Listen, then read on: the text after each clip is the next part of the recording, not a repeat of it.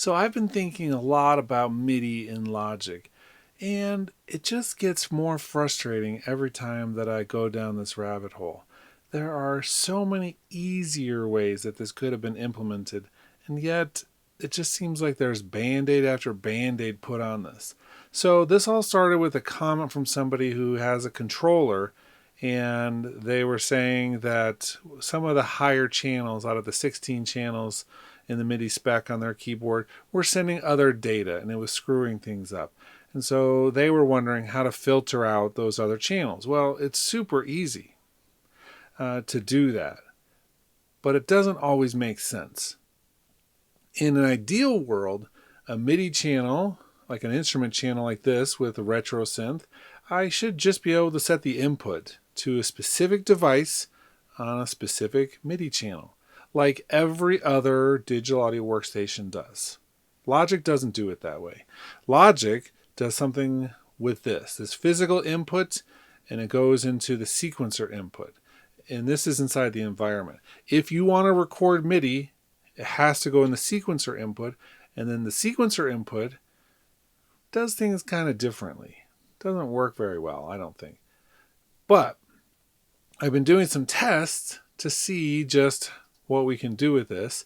And one thing came up that I had no idea that it would do it this way. So for instance, on this synth bass part, I selected my MIDI channel here to MIDI channel 1, and I found that no matter what my keyboard was set to, because I can change the MIDI channel output, if this was set to MIDI channel 1, it was going to just change it to MIDI channel 1. So this isn't filtering for MIDI channels, this is changing it. So I could set it to anything and it would come in. The way I found this out was because I was using the scripter, and this has a channel filter. And so it can actually filter out different channels. And this one is only letting channel 1 through, right? So you can hear that. If I change my MIDI channel here to 2, you'll see nothing is being heard. And it's not because nothing is coming through. In fact, we definitely are still, if you look at the monitor here, that's coming in on 1. It's the actual sequencer which is changing this to MIDI channel 2. And I can change things on my keyboard. I'm going to change my keyboard to MIDI channel 2. You'll see it's MIDI channel 2 right here on the monitor. It's still, well, if we move this to 2, it would actually be heard. Well, maybe. There's a number of problems with all of this. Change this back to 1. Let's go back into here and change my keyboard back to 1. There we go. All of it now works again. But it's super confusing, and it's not easy to do that. In fact, we can use the scripter, right, to filter out different channels. So we hear sound. We're going to put this on pass-through channel 2, and I'm going to just record some random notes here. Right? So it's still recording it in the sequencer. We're just filtering it out post-sequencer. Okay, so here are the other things that are issues here. Inside of our preferences under MIDI, I actually have a number of different things we can do here. One of them is this input. So I can actually turn off inputs. So this is useful if you have a control surface which works over MIDI but isn't communicating directly over MIDI into the sequencer. And so I can turn these off if it's causing other noise, because the funnel of Logic has a funnel. It just collects all the MIDI data, and so this way we can actually turn off some of those inputs so it doesn't affect our sequencer. So that's one thing we can do. You cannot do it by channel here, just the overall port. I wish we could do it by channel, because then I could just say turn off one of these, channel number 7 or something. Now you can see I have a lot of MIDI things connected. None of those are creating any noise right now, so I'm not too worried. The other thing then in our project settings, so the first one was our overall Logic preferences. These are the individual project settings. We can actually come through here with an input filter and get rid of things like system exclusive messages or control changes or things that we just don't use with a specific thing. So we can actually filter out things, but again, nothing by channel. Now we can do the channel using the scripter as I showed, but that's post sequencer input, which means that all of the stuff will still be in our MIDI file and could cause havoc later on. For instance, say that we import this into a different workstation, or we put on a different track but don't have that scripter in there, it'll still all be there.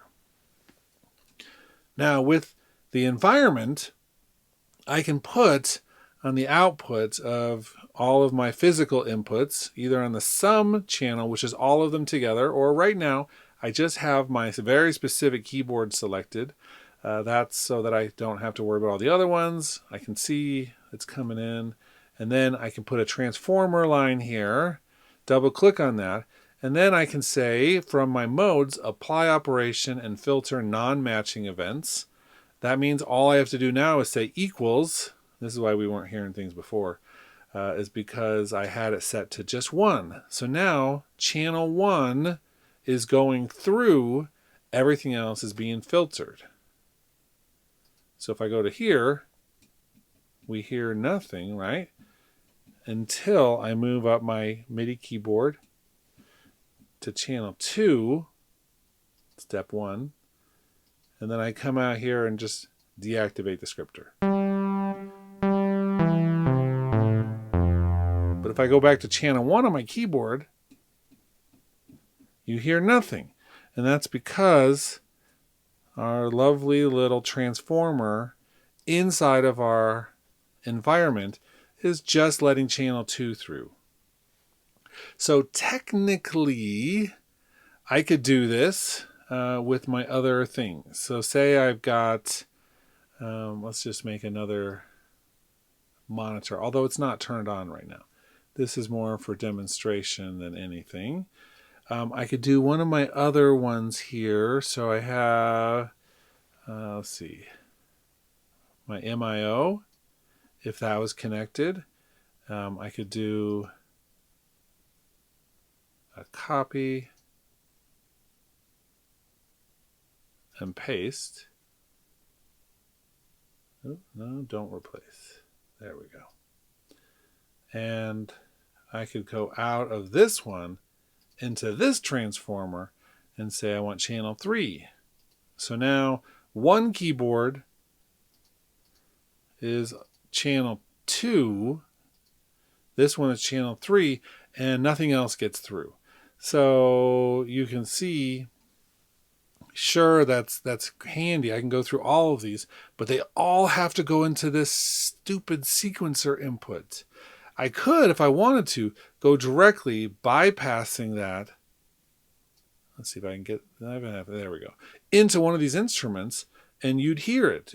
Every time you played the keyboard, you'd hear that instrument, but none of that MIDI data will get recorded on a track because all of that happens at the sequencer input. And so this is the biggest limiting factor here, is how the sequencer works and the quirks of the sequencer. I think there are obviously many ways to get around this if they wanted to change how the sequencer works, or change how recording of MIDI works, but it would involve a pretty big rewrite, I imagine, because instead of doing that, they've thrown other tools at us and said these will work. Don't worry about the sequencer. And I think that's a horrible way to work if you have multiple keyboards. Say you have a drum pad and you have a main keyboard and you have a different keyboard. I mean, there's different reasons. I have my fully weighted keyboard in front of me, and I have a keyboard over here with light plastic keys, because you would use that for more organ sounds and the main one for more piano sounds. And I do have a drum machine, which I don't even use because it's too hard to really get it set up in here. So it's really a big pain in the butt. I would love to just go up here to the inputs on my instrument MIDI able or capable tracks and just say this MIDI input is going to be this keyboard, and that's how I want to set, instead of this funnel operation that we have with the sequencer. So you can see there's lots of different ways to work on this, a lot of different ways to get around this. None of them are really great. And we're not even getting into some of the bigger quirks of Logic.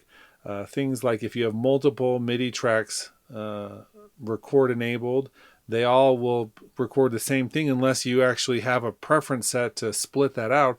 And even then, depending on which track is selected in focus, being the higher or lower of the multiple tracks makes a big difference.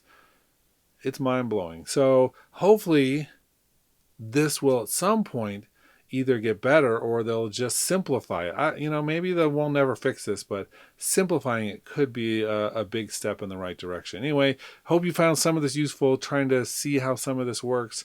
And I hope you're having a great week, but I'm going to go back to just hating MIDI and Logic for a few minutes.